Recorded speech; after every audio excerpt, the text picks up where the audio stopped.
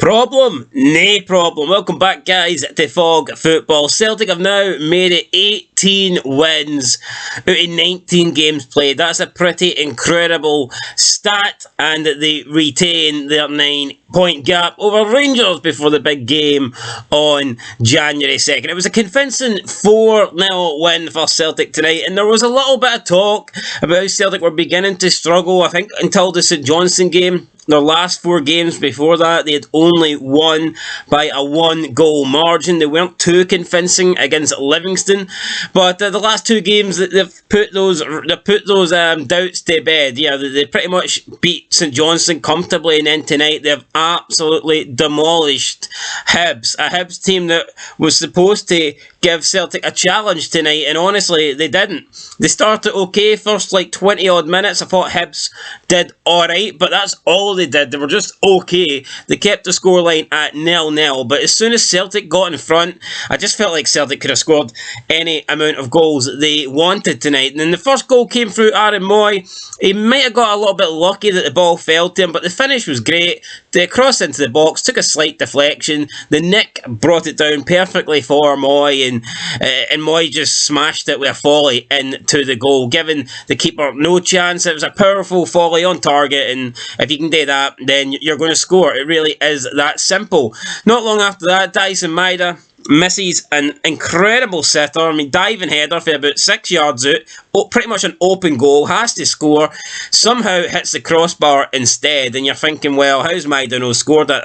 That's Maeda's problem, his finishing, his end product's no good enough. But then a minute later, he goes on a bit of a solo run and sticks it in top bins for about 25 yards out. So it's amazing how he missed that header, but then scores a goal that was a quality goal, a minute later from distance. It's unbelievable. But Dyson Maeda, more than made up for that. Celtic had a lot more chances, probably could have been more than 2-0 up at half-time, but they weren't. Into the second half, they got a penalty. That penalty was dispatched by Moy. There's a lot of talk about how Davy Marshall has got a good penalty kick record for saving penalties, but he didn't get near this one. He went the wrong way, and Aaron Moy calmly slotted it in to the bottom corner. And then it was Kyogo Furuhashi, potentially the best goal of the lot. He finished it off for 4-0. I believe it was Hatate. Plays it up to him. Kyogo, nice first touch. And then he completely, he feint shots Bashuri, and then just takes the ball around him before slotting it past Davy Marshall. Man, this was a great finish for Kyogo. Calm, composed, collected himself, and he placed it right into the corner. So people saying Kyogo's end product ain't good enough, his end product was pretty good here tonight, because this was a great goal. He took it well. He could have shot at the first opportunity, but he didn't. Like I said, he feinted and he went past Bashuri, and it was a good goal. So no complaints. And I think the amount of abuse, I think the amount of criticism Kyogo gets is unbelievable, to be honest, man. A lot of Celtic fans give this guy a hard time, saying that he's not good enough, that Celtic need to bring in a better quality striker. I don't understand that. I mean, any team in Scotland would beg to have Kyogo. He would walk into any team, and that includes Celtic's team. He's the best striker Celtic have, and I don't know. I mean, Celtic would have to spend a lot of money, in my opinion, to find better than Kyogo. I don't know why this guy gets a lot of criticism. Like I said, any team in Scotland would walk into any team, he would improve any team, and I'm pretty sure he could go and improve teams elsewhere in the world. He really is a great player, and I don't know why he gets criticised a lot. Maybe in Europe he missed a lot of chances, but it wasn't just him, if we're being honest. In the Champions League, there was a shitload of Celtic players that missed chances. And I know Kyogo and Giamakis missed their fair share, but so did a lot of other players. I don't think it's fair to continuously blame those two because they're the two guys up front. There was more chances missed than just the ones that those guys, gave away in the Champions League. But anyway, look, Celtic win the night. Like I said, that's 18 wins out of 19. The only defeat coming against St Mirren. Will Celtic have another blemish on their near-perfect record on January 2nd when they take on Rangers?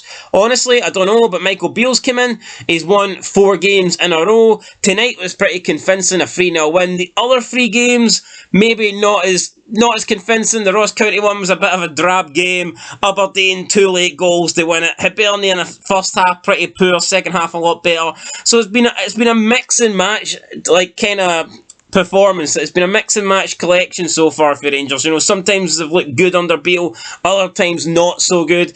It's going to be a great Old Firm game, there's no doubt about it. I've got more faith now with Beale in charge that Rangers can do something than I did with Gio. I pretty much had zero faith that Rangers could get a result against Celtic with Gio in charge, but I still think Celtic are favourites, and I still think Celtic will win on January 2nd, and if they do, I think the league's over anyway, but if they do win, even if they draw on January 2nd, the league's done, the league is finished. However, if Rangers can somehow get the win, then, you know what, fair play, 6 points, title on. But until then, I think the title's over. I think the title is Celtic's to lose, and I just don't, it would take Celtic to just fall off a cliff, really, wouldn't it, to not win the league for here, and I don't see that happening. Plus, they have 20 plus over Rangers, a 20 advantage on the goal difference as well, so take those 9 points and it's essentially 10, isn't it? So, yeah, I think Celtic will win the league, guys, and I thought they were great tonight.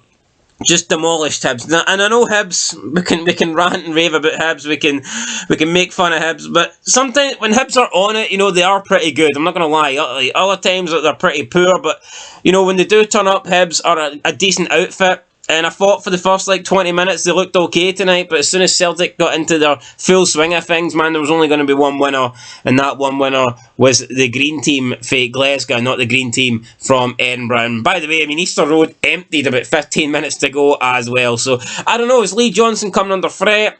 Hibs currently in 8th place. If they lose the Derby game on January 2nd, which I think they will, then who knows? I mean, points-wise, they're not going to drop any lower than 8th, but they could begin to get themselves cut adrift of the top 6 in the European spots. Plus, it would be, if they lose to Hearts, it would be 5 defeats in 6 games. So, yeah, I think Hibs need a big win.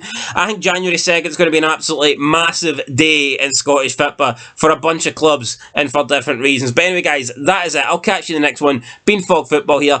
Easy 4-0 win for Celtic. And by the way, Hibs did have a couple of chances, especially Paul Hanlon. He hit the post with a header not long after Celtic made it 2-0. Who knows? Goals change games, and if that went in, maybe Hibs could have done something, but they didn't, and Celtic got the win. So there you go, Hibs did have a chance, but fucking hell, the only chance Hibs had tonight, I think, was no chance. That's it, guys. Till next time. Peace.